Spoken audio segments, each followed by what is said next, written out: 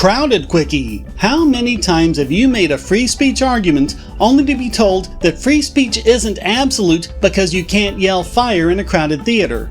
Know where that comes from? The phrase comes from a horrendous Supreme Court decision, Schenck v. United States. Charles Schenck was prosecuted and convicted for printing leaflets in protest of the draft. The Supreme Court upheld his conviction.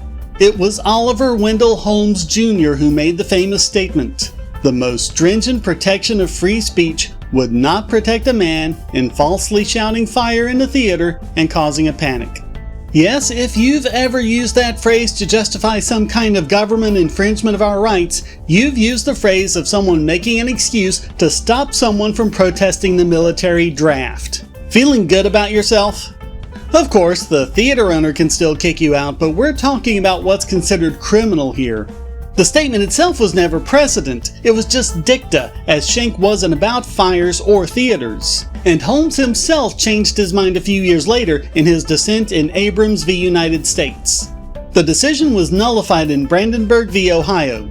Here, the Supreme Court narrowed the scope of not only Schenck, but also other decisions as well, stating that you can only prosecute someone for speech that not only attempts to incite others to lawless action, but has a real possibility of doing so.